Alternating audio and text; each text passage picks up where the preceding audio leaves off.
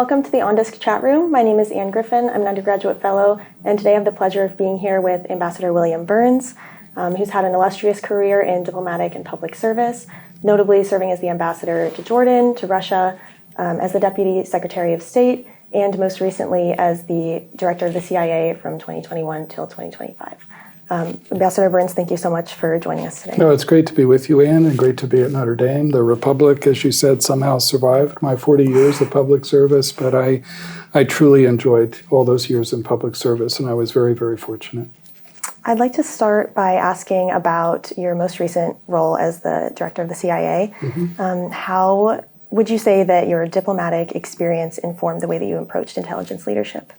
Well, I'll start by saying that in the nearly 3.5 decades I was a career diplomat, I worked very closely with CIA officers, and I know that the intelligence they collected, the analysis they provided, the operations they conducted made me a more effective negotiator, a more effective ambassador, a more effective policymaker. And I liked to think, at least when I took on the job of Director of CIA, that my experience on the international landscape, my experience working with lots of different foreign leaders, my understanding of the policy process would enable me to be a better leader of CIA. Zooming out over your entire career, you've been involved in some of the most critical diplomatic efforts of this century, notably the 2015 JCPOA agreement, the conflict between Israel and Hamas, the war in Ukraine and Russia. So a lot of these efforts are, engineered in extremely difficult circumstances where there's dire consequence for any miscalculation. So I'm wondering how you approach risk assessment in these situations, and if you have any experience from your career that you could share. Sure, no, I'd be glad to, and I certainly have the gray hair to show for all those complicated experiences. But I think Vladimir Putin's aggression, Russia's aggression in Ukraine over the course of the last nearly 4 years now, I think provides a vivid example, at least, of how intelligence and an ability to look ahead at risks intersects in a really important way with good diplomacy, too. In the sense that we in the U.S. intelligence community, including CIA, were able to collect very accurate intelligence on Putin's plan to invade Ukraine months and months before he actually launched that invasion.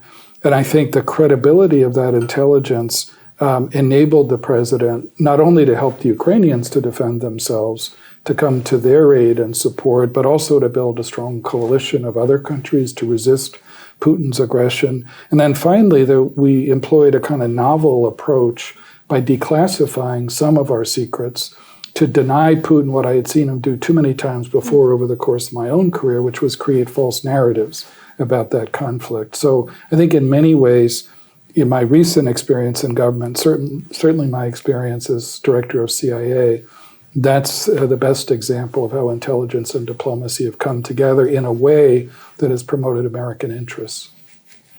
Throughout your career in diplomacy, have you, over time, developed a personal philosophy of what American diplomacy means to you, how you see that today, and then if possible, throughout history, if you've identified a golden age of American diplomacy? Sure.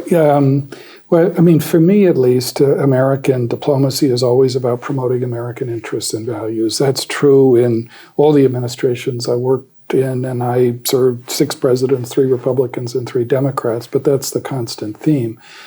But American diplomacy at its best, I think, reflects a kind of enlightened self-interest. In other words, a sharp focus on American interests and values, but also an understanding that we enhance our ability to promote those interests and values when we make common cause with allies and partners. We have to deal directly in American diplomacy with some of the creepiest adversaries and rivals in the world.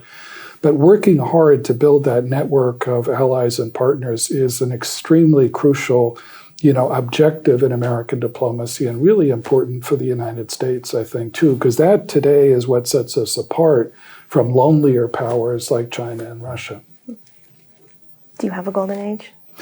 I think that, the era, I've worked a long time as a diplomat and then as an intelligence officer, the period that sticks in my mind most, and in many ways I was a very junior diplomat, so I played just a bit part in this, but that I was proudest to have served in was the George H.W. Bush administration. The senior President Bush during the end of the Cold War, a remarkable period for the United States, with the end of the Cold War success in the Cold War without a shot being fired, the collapse of the Soviet Union, the reunification of Germany, our ability to work with many others to repel Saddam Hussein's invasion of Kuwait, and then to build the Madrid Middle East Peace Conference after that. And so, that in my mind was a moment when you had an intersection of unprecedented American power in the world. We really didn't have a peer rival at that point, and a group of American statesmen, President Bush himself, Secretary of State Baker, and a number of others who worked very well together and understood how to apply American power in a smart and measured way. Ambassador Burns, thank you so much for your time. It's My been a pleasure. privilege to Thanks, speak with Ann. you.